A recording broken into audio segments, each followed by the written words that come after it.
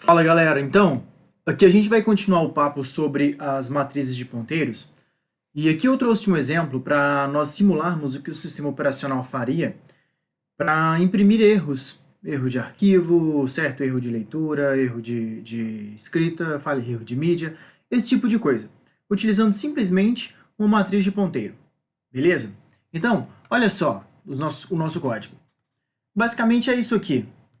A gente começa na linha 4 com a declaração de uma função, do protótipo de uma função, que nós vamos esmiuçar daqui a pouco, mas é ela que vai imprimir para nós, é nela que nós vamos gerar essa parte do código responsável por ter os códigos, ou seja, as frases que vão ser impressas, e é nela que nós vamos fazer essa impressão.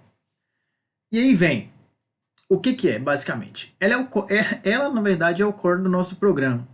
A única coisa que a gente vai fazer aqui na nossa função principal é pedir o usuário para digitar um número de 1 a 4, certo?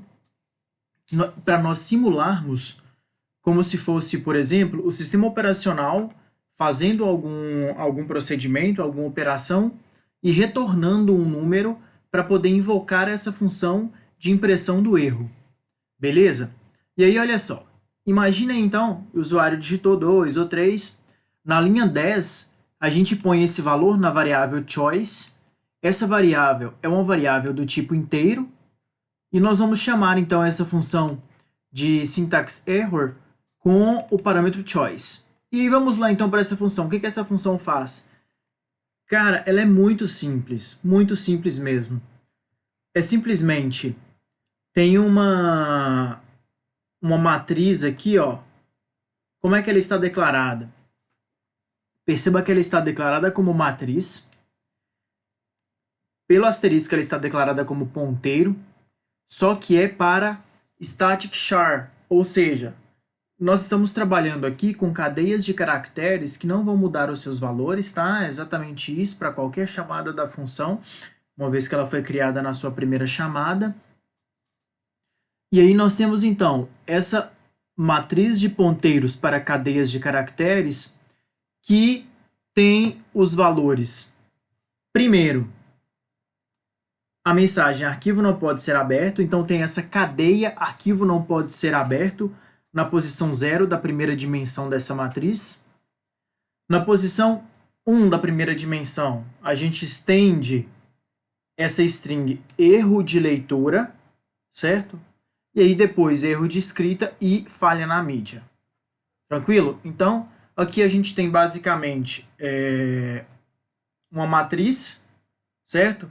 Que tem 4 posições, contados de uma dimensão, e cada uma dessas posições tem sua profundidade, como se fosse, não, sendo a segunda dimensão, se estendendo por uma cadeia de caracteres.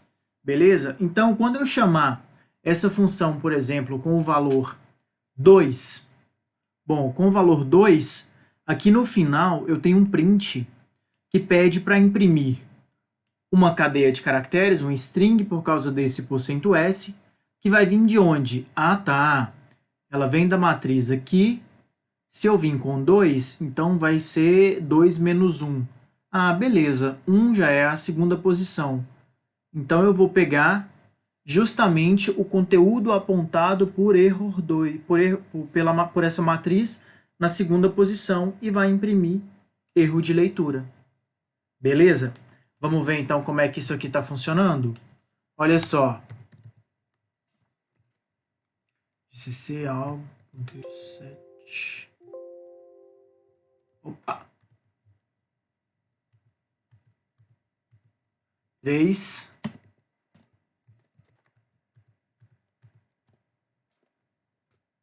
Joia, funcionou. Vamos rodar. Beleza. Ó, digite o número de 1 a 4. Eu vou botar aqui o número 2, por exemplo. Ótimo. Quando eu botei o 2, eu chamei aqui na linha 11 a função com o número 2. Ela entrou com o 2. Beleza, essa parte aqui não sofre alteração nenhuma. E qual foi o print? Foi do conteúdo apontado por error 2 menos 1. Então vai ser erro 1. Ah, tá. Erro 1. Então é a segunda posição. Segunda posição. Ah. Entendi. O conteúdo apontado pela segunda posição dessa matriz de ponteiros para char. Para cadeias de caracteres, na verdade. Beleza?